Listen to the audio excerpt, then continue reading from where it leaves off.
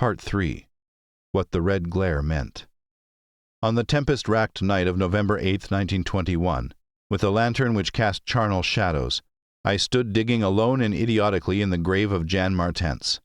I had begun to dig in the afternoon because a thunderstorm was brewing, and now that it was dark and the storm had burst above the maniacally thick foliage, I was glad. I believe that my mind was partly unhinged by events since August 5th, the demon shadow in the mansion, the general strain and disappointment, and the thing that had occurred at the hamlet in an October storm. After that thing I had dug a grave for one whose death I could not understand. I knew that others could not understand either, so let them think Arthur Monroe had wandered away. They searched, but found nothing. The squatters might have understood, but I dared not frighten them more. I myself seemed strangely callous. That shock at the mansion had done something to my brain, and I could think only of the quest for a horror now grown to cataclysmic stature in my imagination, a quest which the fate of Arthur Monroe made me vow to keep silent and solitary. The scene of my excavations would alone have been enough to unnerve any ordinary man.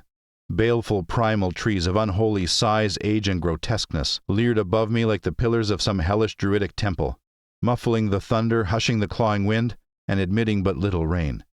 Beyond the scarred trunks in the background, illuminated by faint flashes of filtered lightning, rose the damp ivied stones of the deserted mansion, while somewhat nearer was the abandoned Dutch garden, whose walks and beds were polluted by a white fungus-fetid, overnourished vegetation that never saw full daylight. And nearest of all was the graveyard, where deformed trees tossed insane branches as their roots displaced unhallowed slabs and sucked venom from what lay below. Now and then, beneath the brown pall of leaves that rotted and festered in the antediluvian forest darkness, I could trace the sinister outlines of some of those low mounds which characterized the lightning-pierced region. History had led me to this archaic grave. History indeed was all I had after everything else ended in mocking Satanism. I now believed that the lurking fear was no material thing, but a wolf-fanged ghost that rode the midnight lightning. And I believed, because of the masses of local tradition I had unearthed in my search with Arthur Monroe, that the ghost was that of Jan Martens, who died in 1762. That is why I was digging idiotically in his grave. The Martens mansion was built in 1670 by Gerrit Martens, a wealthy New Amsterdam merchant who disliked the changing order under British rule, and had constructed this magnificent domicile on a remote woodland summit, whose untrodden solitude and unusual scenery pleased him. The only substantial disappointment encountered in this site was that which concerned the prevalence of violent thunderstorms in summer. When selecting the hill and building his mansion, Mynheer Martens had laid these frequent natural outbursts to some peculiarity of the year, but in time he perceived that the locality was especially liable to such phenomena. At length, having found these storms injurious to his health, he fitted up a cellar into which he could retreat from their wildest pandemonium. Of Gerrit Martens's descendants less is known than of himself, since they were all reared in hatred of the English civilization, and trained to shun such of the colonists as accepted it. Their life was exceedingly secluded, and people declared that their isolation had made them heavy of speech and comprehension. In appearance, all were marked by a peculiar inherited dissimilarity of eyes, one generally being blue and the other brown. Their social contacts grew fewer and fewer, till at last they took to intermarrying with the numerous menial class about the estate. Many of the crowded family degenerated, moved across the valley, and merged with the mongrel population which was later to produce the pitiful squatters. The rest had stuck sullenly to their ancestral mansion, becoming more and more clannish and taciturn, yet developing a nervous responsiveness to the frequent thunderstorms. Most of this information reached the outside world through young Jan Martens, who from some kind of restlessness joined the colonial army when news of the Albany Convention reached Tempest Mountain. He was the first of Gerrit's descendants to see much of the world, and when he returned in 1760, after 6 years of campaigning, he was hated as an outsider by his father, uncles, and brothers, in spite of his dissimilar Martens eyes. No longer could he share the peculiarities and prejudices of the Martenses, while the very mountain thunderstorms failed to intoxicate him as they had before. Instead, his surroundings depressed him, and he frequently wrote to a friend in Albany of plans to leave the paternal roof. In the spring of 1763, Jonathan Gifford, the Albany friend of Jan Martens, became worried by his correspondent's silence, especially in view of the conditions and quarrels at the Martens mansion.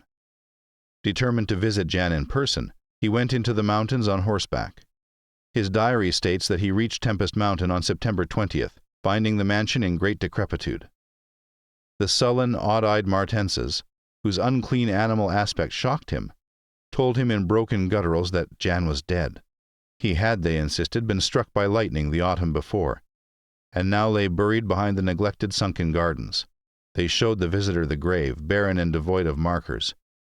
Something in the Martenses' manner gave Gifford a feeling of repulsion and suspicion, and a week later he returned with spade and mattock to explore the sepulchral spot. He found what he expected: a skull crushed cruelly as if by savage blows. So returning to Albany, he openly charged the Martenses with the murder of their kinsman. Legal evidence was lacking, but the story spread rapidly round the countryside, and from that time the Martenses were ostracized by the world. No one would deal with them, and their distant manor was shunned as an accursed place.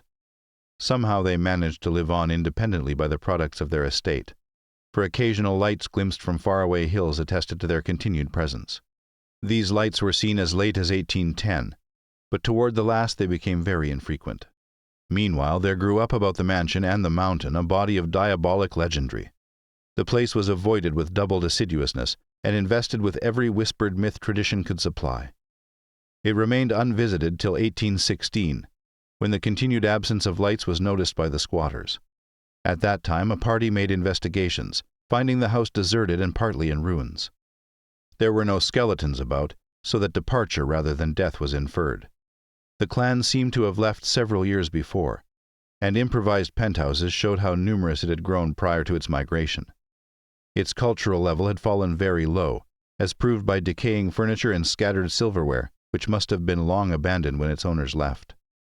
But though the dreaded Martenses were gone, the fear of the haunted house continued, and grew very acute when new and strange stories arose among the mountain decadents. There it stood, deserted, feared, and linked with the vengeful ghost of Jan Martens. There it still stood on the night I dug in Jan Martens's grave. I have described my protracted digging as idiotic, and such it indeed was in object and method. The coffin of Jan Martens had soon been unearthed. It now held only dust and nitre. But in my fury to exhume his ghost, I delved irrationally and clumsily down beneath where he had lain.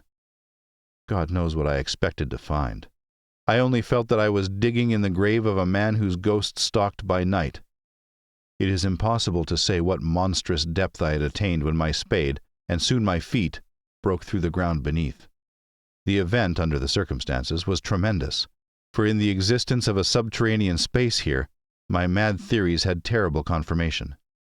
My slight fall had extinguished the lantern, but I produced an electric pocket lamp and viewed the small horizontal tunnel which led away indefinitely in both directions.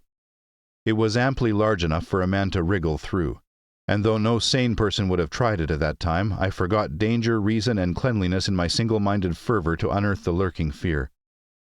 Choosing the direction toward the house, I scrambled recklessly into the narrow burrow, squirming ahead blindly and rapidly, and flashing but seldom the lamp I kept before me.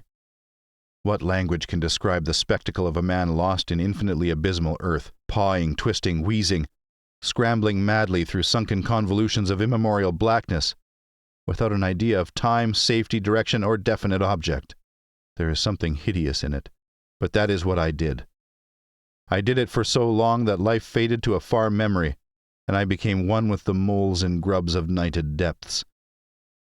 Indeed, it was only by accident that after some interminable writhings I jarred my forgotten electric lamp alight, so that it shone eerily along the burrow of caked loam that stretched and curved ahead.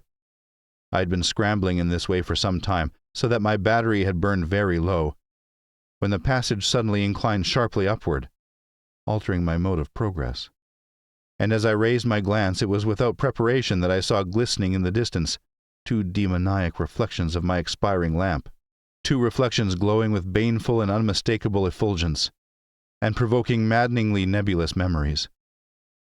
I stopped automatically, though lacking the brain to retreat.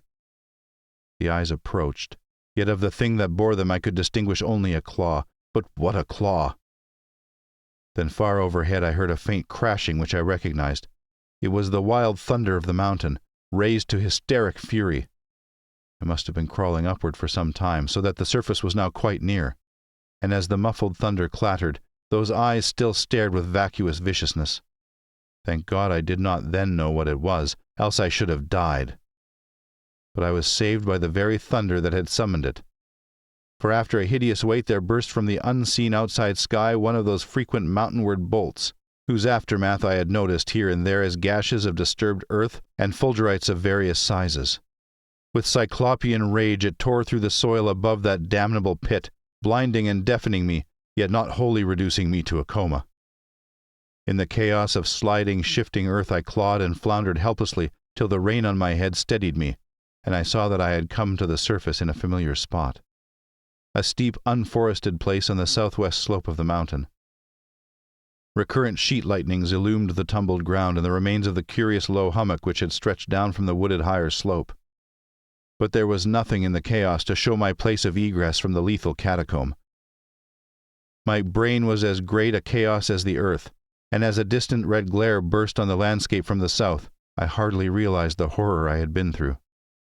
But when 2 days later the squatters told me what the red glare meant, I felt more horror than that which the mold burrow and the claw in the eyes had given. More horror because of the overwhelming implications. In a hamlet 20 miles away, an orgy of fear had followed the bolt which brought me above ground, and a nameless thing had dropped from an overhanging tree into a weak-roofed cabin. It had done a deed, but the squatters had fired the cabin in frenzy before it could escape. It had been doing that deed at the very moment the earth caved in on the thing with the claw and eyes.